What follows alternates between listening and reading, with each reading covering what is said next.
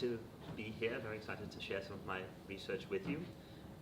So just to give a short bit about my background, I'm a philosopher. I'm trained in philosophy of science.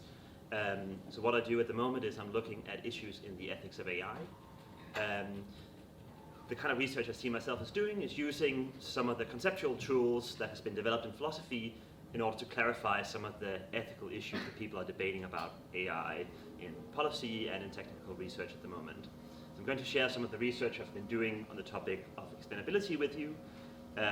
This is work in progress, so I'd appreciate any feedback on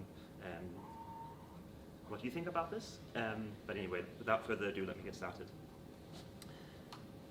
Okay, so if you look at the ethics debates about AI, probably one of the top concerns that you come over again and again and again is the issue of explainability, or transparency, or understandability, or interpretability, or the black box problem, or there are many other terms that people use.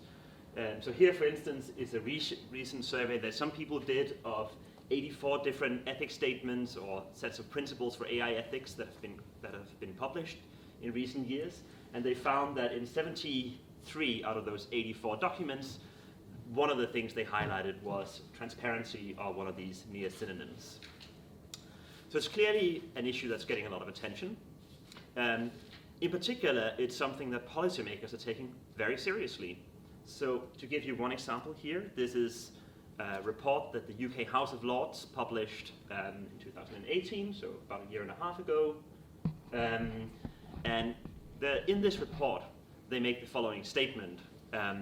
We believe that it's not acceptable to deploy any artificial intelligence system which could have a substantial impact on an individual's life unless it can generate a full and satisfactory explanation for the decisions it will take. So that's a pretty strong statement. They're basically proposing to ban any use of AI in high-stakes decision-making unless you can give what they call a full and satisfactory explanation. This isn't just something that comes up in policy-making debates. You have people in philosophy and ethics and technology studies debating this problem, trying to figure out why is this something that's important, what does it mean to be explainable. There's also a large literature in the law, again trying to figure out how this problem intersects with established law. You probably have heard of the GDPR, and some people argue that there's a right to explanation in the GDPR. There's a large debate about what that means. Other people have looked at medical law and whether so-called black box medicine is compatible with existing medical law, for instance, around medical liability. Finally, as you're probably aware, there's also a large technical literature with people from machine learning, computer science, and similar disciplines developing technical tools that are supposed to solve this problem, provide some kind of method for making AI systems more explainable or more interpretable. So this is just a quick overview of some of the things out there. You have methods for visualizing the hidden layers in a neural net. You have the line method that you can, for instance, use to create heat maps so you can see which salient parts of an input had the most influence on a decision. You have people proposing counterfactual methods, so you can get explanations saying something like, if you had been 10 years older, you would have gotten a loan. And then you have some people trying to design or to develop methods where you can make the model that you're building interpretable from the beginning. Usually by imposing some kind of constraint so that the model will have the right kind of simplicity, and we'll come back to what that means exactly. Okay, so this is just a little bit of context setting for the kind of problem I'm interested in. So you can see there's this big literature spanning many different disciplines. You'll find in this literature a lot of claims about this system is explainable, this system is unexplainable or interpretable, but it's actually difficult to find a clear definition of what it means for an AI system to be explainable. And it's even more difficult to get a clear answer to why is it exactly this is supposed to be ethically important. Why does it matter that an AI system is explainable? A lot of people seem to have the intuition that it matters. It's more difficult to get a good theory that could help us, for instance, decide whether a given proposed solution, whether that be a piece of legislation or regulation, or whether that be some kind of technical solution, whether that actually solves the problem that we're supposed to be facing here. So what I want to show you in this talk is some of the philosophical work I've been doing trying to spell out what explainability is and why it matters. So I'm going to do three things. I'll start by showing you a general account, a general definition of explainability that I'm developing. Then I'm going to use that to clarify some different dimensions, some different senses in which a system can be explainable. And finally, I'm going to take you through a case study that hopefully make the approach I'm developing here more concrete. And I'll wrap up with some conclusions about what are the ethical implications of this approach. Okay, so my account of explainability is based on two ideas that I'm borrowing from existing work in philosophy of science on the notions of explanation and understanding. The first idea I'm borrowing is what's called a communicative view of explanation. So the idea here is to think of explanations as first and foremost communicative acts, where some explainer, S here, conveys some information about the explanatory target, the thing you want to explain, to an audience, in order for that audience to obtain a better understanding of that explanatory target. So the orange stick figure explains it, and the yellow stick figure gets a better understanding. Now the reason why this is important is that the idea is to use the notion of understanding to elucidate what an explanation is. So rather than trying to just give an account directly of what a good explanation is, instead you give an account of what understanding is, what kind of understanding you want, and then you use that to formulate an account of what a satisfactory or a good explanation is. That of course raises the question, what do we mean by understanding here? And here I draw on what's sometimes called an inferentialist view of understanding. Don't worry too much about the name. On the inferentialist view, the idea is that some agent understands a thing in a given context to the extent that the agent has information about the thing they understand, which enables that agent to competently draw inferences and take action to achieve some contextually salient purpose. So in this case, if you understand the football, you know what to think about the football and how to manipulate the football in order to achieve the goal you're trying to achieve in that context. So in this case, scoring a goal. Just to give you another example, the idea here is that when we ascribe understanding to an agent, when we say that an agent understands something, we implicitly have in mind some purpose that we think it's important for that agent to achieve, and then we set the standards for what counts as understanding according to that goal. So if I say in an everyday context that I understand my fridge, probably I mean something like, I'm able to use it to keep my food cold. But if my fridge breaks and I say, I don't understand this fridge, I wish Jennifer was here, I'm shifting the salient goal. Now the salient goal is to be able to fix the fridge, and now I'm no longer ascribing understanding to myself. Instead, I'm ascribing it to Jennifer, whom I presumably think has those skills, understands the fridge in the right way to do that. So if you take these ideas, put them together, the communicative view of explanation and the inferentialist view of understanding, you can define explainability as follows. So some X, that can be a model or it could be a decision, is explainable by some explainer to some audience in a given context, to the extent that the explainer is able to convey information about the target to the audience, which enables the audience to competently make inferences to take action to achieve some contextually salient purpose. Again, this is a good explanation to the extent that the audience gets the understanding that enables the audience to achieve the goal. In this case, scoring a goal. Okay. This is a bit abstract. I'll try and make it more concrete as we go along. One of the things that is useful about thinking about it this way is that it allows us to distinguish some different dimensions of explainability. I should say I haven't come up with all of these, but I think this framework gives us a nice way of thinking through some of the different ways, some of the different things that need to be in place in order for something to be explainable. So recall that what we're interested in is whether we're giving the audience the ability to make the kind of inferences and the kind of actions that are relevant for a goal. So the first thing you want to make sure is that the explainer is actually willing or permitted or able to convey the right kinds of information. So you want the right kind of openness from the explainer. So probably the simplest way a system can fail to be explainable is simply the people who have the relevant information are not willing to share that information. That might be because of trade secrecy, it might be because of privacy issues. So here, this kind of explainability has nothing to do with the nature of the model itself, it has something to do with the social context. But let's assume that we have an explainer who is willing to disclose relevant information. The second question then is, well, the information that you're disclosing, does the audience have the right technical vocabulary to comprehend that information? So if you explain that your model is trying to optimize for the goal of, say, predicting football matches, outcomes of football matches, that's not going to be a very useful information if the audience doesn't know what optimization means, what it means in the mathematically technical sense to optimize a function. They might misunderstand what you're saying.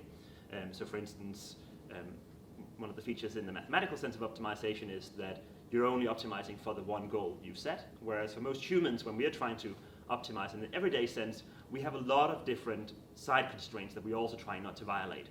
And we just implicitly know whether we're doing that. But with the computer system, at least given current technology, that isn't the case. And so you need to make sure that the audience understands technically the kind of explanations you're trying to give. Okay. Even if they can understand the technical vocabulary, they might be the case that the information you're giving to them is just too complex for them to reason with efficiently. So this is the problem that a lot of people talking about explainability have in mind. They worry that a very complex model, say either a deep neural net, or it could be some kind of ensemble model with 100 submodels. The structure, if you try to explain the structure of those models, it might just be so complex that even if you, strictly speaking, understand what you're saying, you might just not be able to do anything with it because it would take you so long to actually think through, if you wanted to work mathematically through all the nodes of a deep neural net, that you wouldn't be able to gain any answers out of it before it's way too late, so it defeats the purpose of explaining things in the first place. Even if the information is simple enough that you can reason with it efficiently, the question is then, does it link up with the way you represent the world in the right way? So this is what I call semantic interpretability. So the idea here is that it needs to use terminology or represent the world in a way that links up with your representations of the world, such that you can actually integrate the information you're getting with your pre-existing knowledge.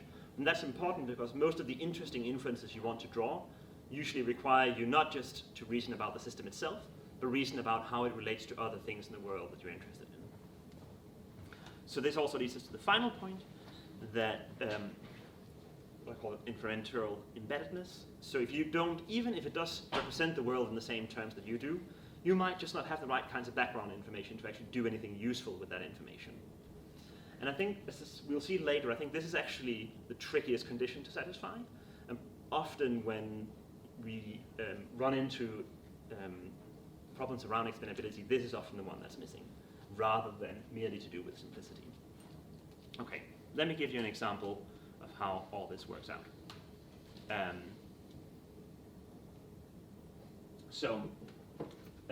Suppose that we have a system where we have a bunch of surveillance cameras that are overlooking traffic flows in a city. And we are training an algorithm to try and predict these traffic flows so we can predict future congestion in the city. So we've trained this algorithm, it seems to be good at predicting congestion, and now we want to figure out how does it do it. So we analyze what kind of decision rules does it uses, and it turns out that actually it uses a fairly simple rule. At least one of the rules it uses is this one. So if there is high activity, so a lot of change in some collection of pixels, so we'll define as F, then it will predict with a higher probability that there's going to be congestion at a particular junction. We can call it J58. So what is F then? Well, we can consider 3 different scenarios, and that's going to illustrate the difference between some of the concepts I've just shown you. So in scenario 1, if f is just a diffuse collection of pixels, so just picks out single pixels from all sorts of different cameras, not really connected up in any particular way, the decision rule is still simple. It's just that this collection of pixels that you pick out doesn't really correspond to anything in the world we can recognize. So it's lacking semantic interpretability. We can't connect it to any of our background knowledge. And for that reason, it also lacks inferential embeddedness, but that's really just a consequence of it lacking semantic interpretability in the first place. Let's think of a different scenario where instead f corresponds to, so that's a region of a specific camera. And when you look at what that region is, it's depicting a parking lot in some completely different part of the city. So in this case, it has high semantic interpretability. We can see what it's picking up on. It's looking at what's going on in this parking lot. But the problem is we don't really have the right kind of background knowledge to figure out why is it that activity on this parking lot is going to cause congestion over at this junction in a completely different part of the city. There might be some connection, but we just don't have the background knowledge to figure out what that connection might be. So this is a case with high semantic interpretability but low inferential embeddedness.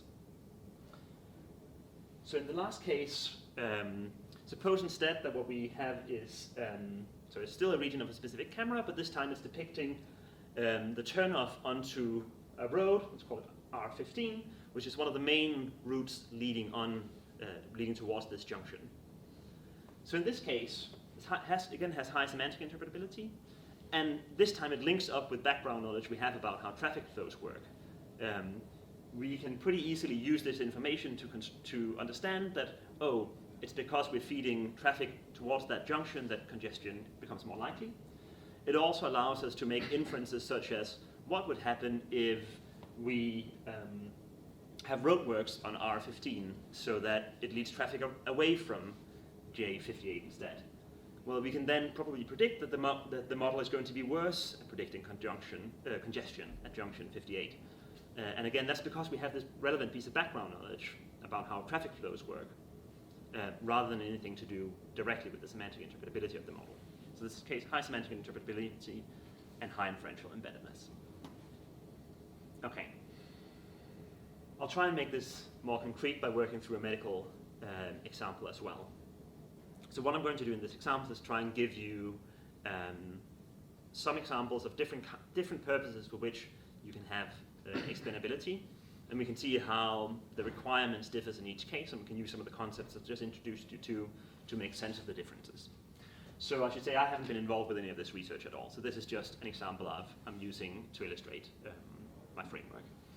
But anyway, this is a study that was published, I think about a year and a half ago.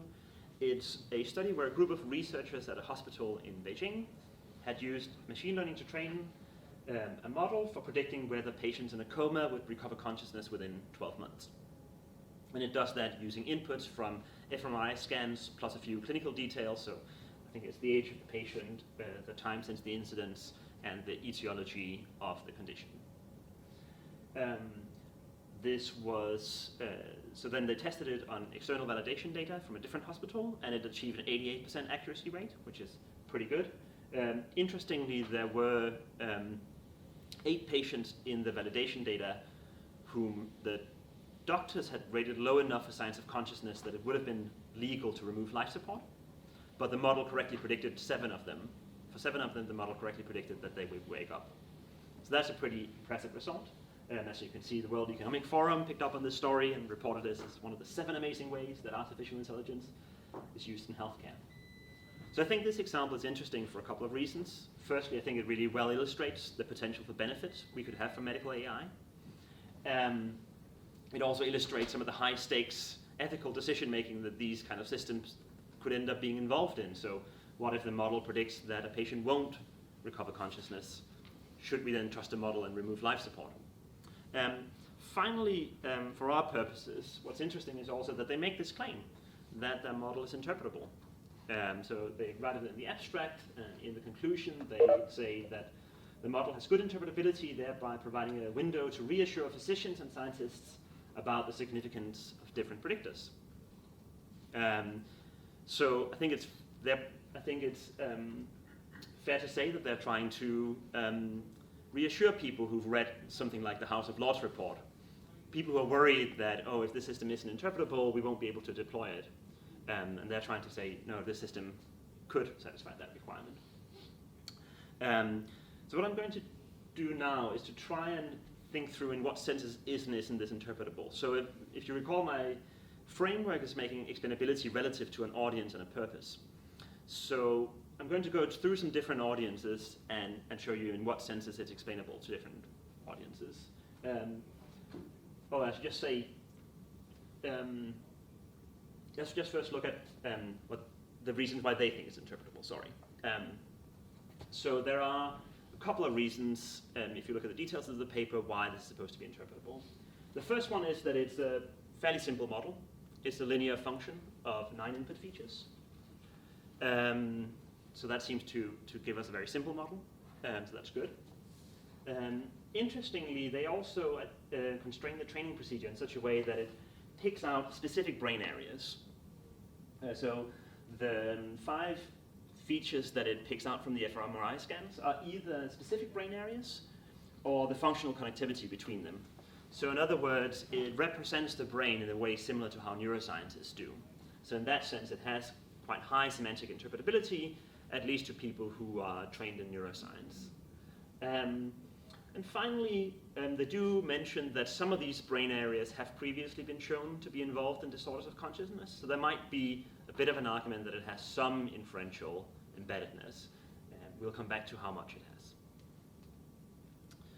So now I'm going to go through some different audiences.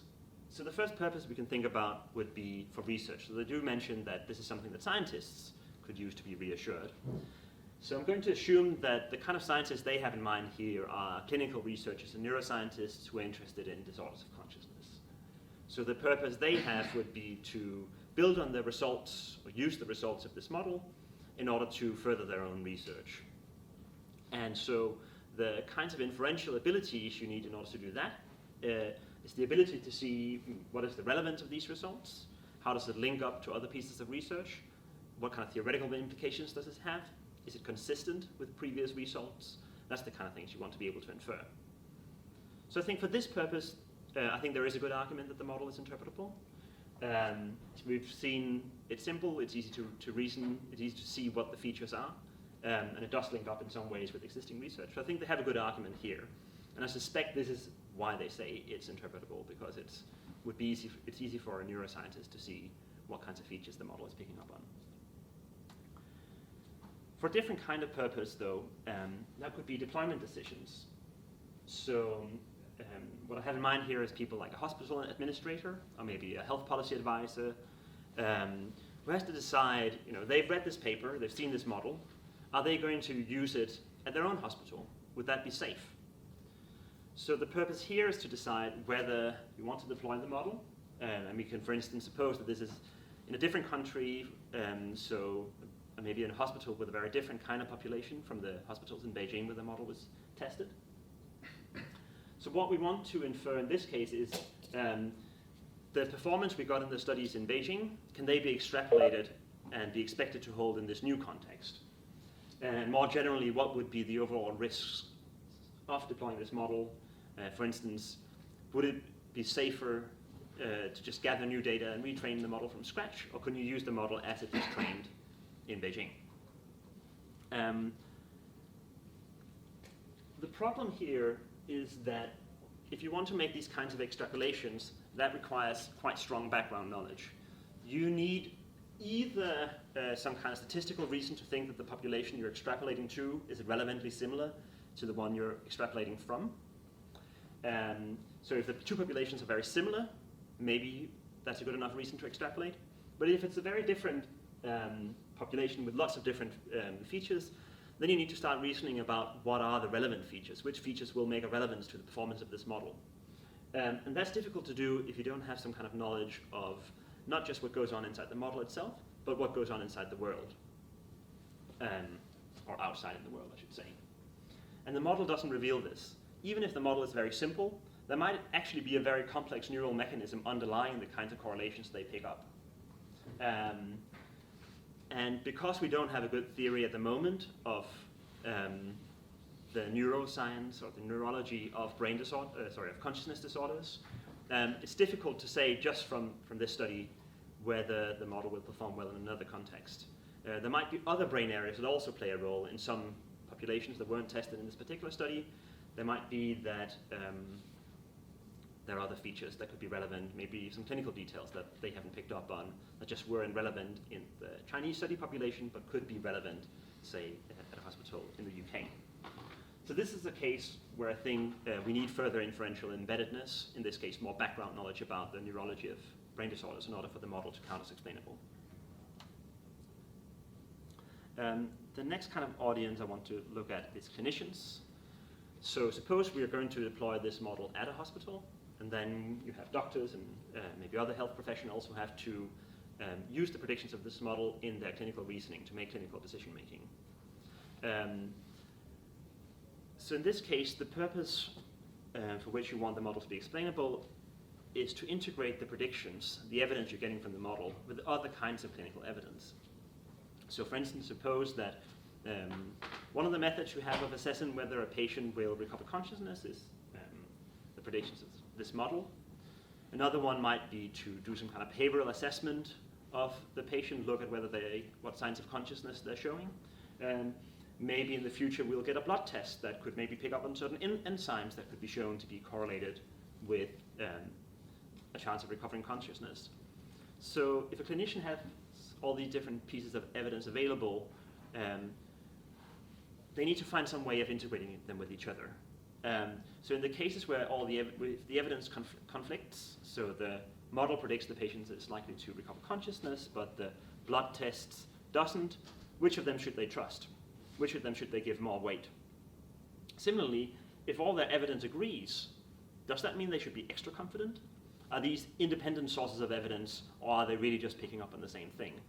That's going to be important also for making decisions, especially if you're making decisions under risk and have to weigh difficult risks, either of, say, turning off life support versus using the resources you could have used to try and treat this patient for another patient who might also benefit more from it.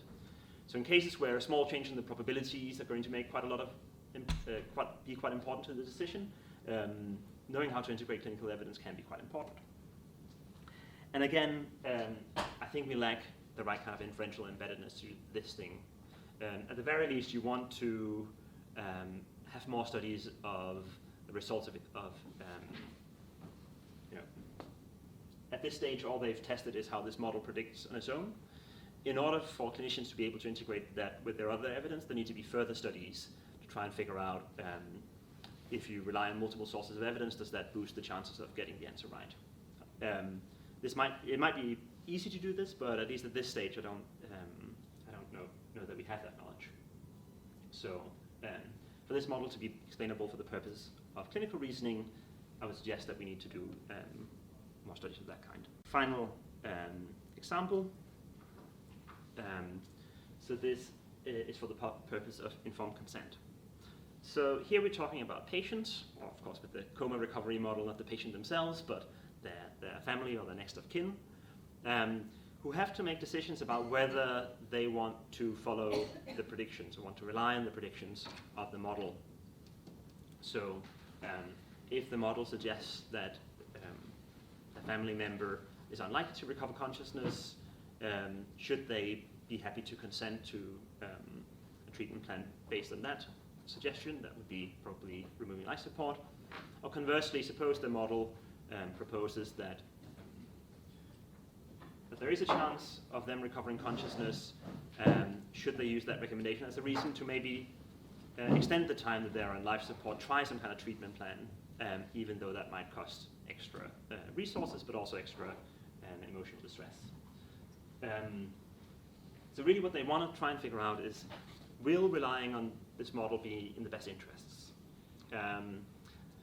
So to be able to make those kinds of inferences, one of the things you need to know something about, at least, is what kind of values are being prioritized by this model. So in this particular case, the model was trained to maximize accuracy. That is to say, it weighed false negatives and false positives equally.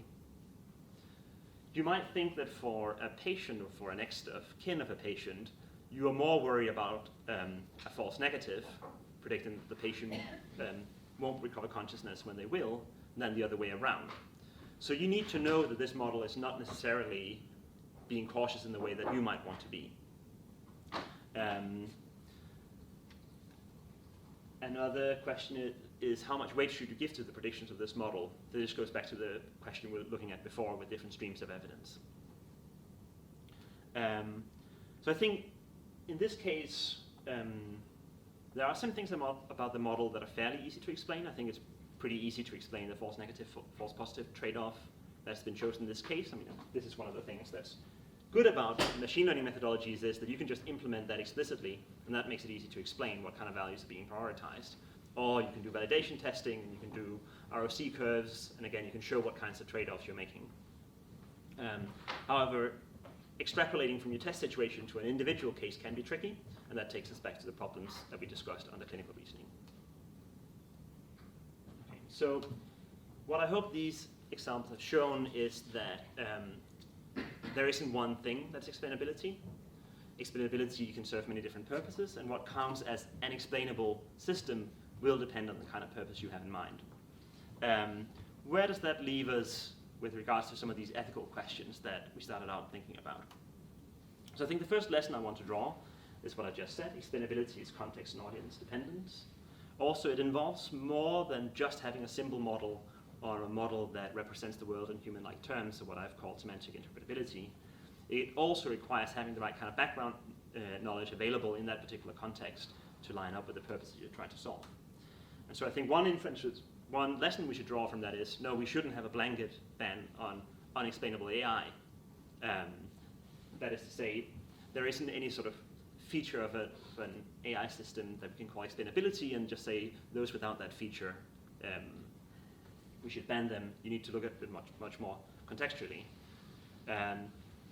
Maybe not as good news is that it also means that I think it's unlikely there's going to be any one-size-fits-all solution to explainability. I think we need many different kinds of technical tools, and I think we need to think quite carefully in quite a context-sensitive way about whether a given tool will make a system explainable for the particular purposes that you're interested in. Another lesson is that sometimes the purpose that you're trying to achieve via explainability might be served by other means. You might, so for instance, if you're trying to draw an inference about whether this system will work well at your hospital, and ultimately the purpose you're interested in is making sure that you get low clinical error, well, one solution might just be, rather than building an explainable system, just gather new data, retrain the system, just make sure you always test the system rigorously in the context of application you're using it, and that would solve the problem you're trying to solve without having to go via explainability. Now, this doesn't mean that explainability can't be useful. If you could have it, then you would avoid having to do all the extra work and postponing deploying a system by doing this testing. But I do think it shows you that depending on the context and purpose, explainability may be something you can trade off against other costs and benefits. So again, that goes to the proposal, to the idea that we shouldn't just have a blanket ban. Okay, so just to wrap up, I think the take-home point from this talk should be that explainability is something contextual. You should start by asking, rather than starting by asking, is the system explainable? Start by asking, well, in this context, who is supposed to do what, and why is that important? Then you should ask yourself, what kind of information do they need in order to be able to do that thing that they think is important? And you should probably also ask yourself, how else might you be able to achieve that thing? And that should be the starting point for thinking about explainability. So thank you. Also with thanks to Diana and Jeff, who's been research assistants with me on this project. Thank you.